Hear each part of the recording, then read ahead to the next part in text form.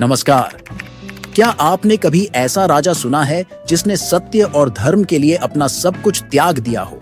अपना राज्य, धन, परिवार और यहाँ तक कि अपनी प्रतिष्ठा भी। यह कहानी है राजा हरिश्चंद्र की, जो सत्य के लिए संघर्ष करते करते एक साधारण सेवक बन गए, लेकिन उन्होंने धर्म का मार्ग कभी नहीं छोड़ा। उनकी यह प्रेरणादायक कहानी आज भी हमें ईमानदारी और सत्यनिष्ठा का पाठ सिखाती है।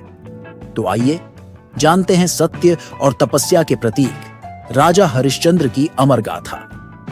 राजा हरिश्चंद्र की कथा भारतीय पौराणिक इतिहास में सत्य और धर्म के प्रति अटूट निष्ठा का अद्वितीय उदाहरण है।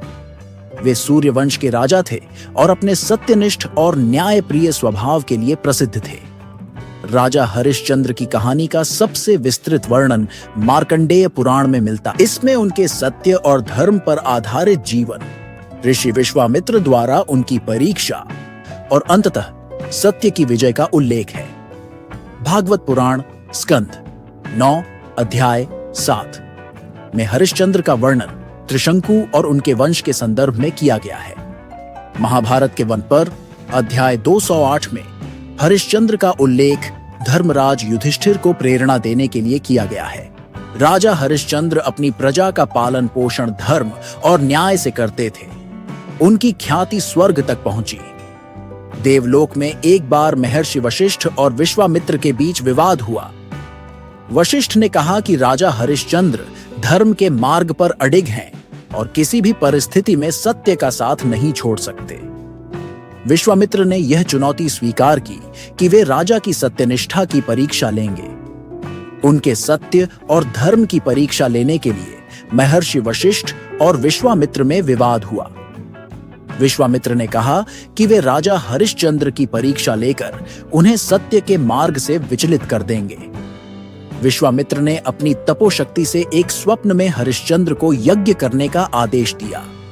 राजा हरिश्चंद्र ने सपने को सत्य मानकर यज्ञ किया। जब यज्ञ समाप्त हुआ तो विश्वामित्र ने दक्षिणा में उनका पूरा राज्य मांग लिया। राजा ने सत्य और धर्म का पालन करते हुए अपना सारा राजपाट री को सौंप दिया। राज्य त्यागने के बाद राजा अपनी पत्नी तारा और पुत्र रोहिताश्व के साथ काशी चले गए। काशी पहुंचकर उन्हें धन चुकाने के लिए खुद को बेचने का निर्णय लेना पड़ा। राजा ने खुद को काशी के एक श्मशान के डोम चांडाल को बेच दिया। उनका कार्य मृत शरीरों का अंतिम संस्कार करना था। उनकी पत्नी तारा ने भी अपने पुत्र के साथ एक ब्राह्मण के घर में दासी के रूप में काम करना शुरू किया। एक दिन उनका पुत्र रोहिताश्व सर्पदंश के कारण मृत्यु को प्राप्त हुआ।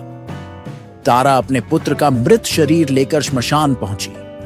हरिश्चंद्र ने उन्हें पहचानने के बाद भी अपनी नौकरी और सत्यनिष्ठा के कारण अंतिम संस्कार करने के लिए शुल्क मांगा।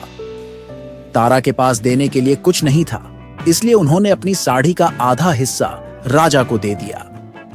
यह क्षण राजा हरिश्चंद्र की सत्य और धर्म के प्रति सबसे बड़ी परीक्षा थी। हरिश्चंद्र की सत्यनिष्ठा और धर्म परायणता से प्रसन्न होकर देवता महर्षि वशिष्ठ और विश्वामित्र प्रकट हुए। उन्होंने राजा की सभी परीक्षाओं की समाप्ति की घोषणा की।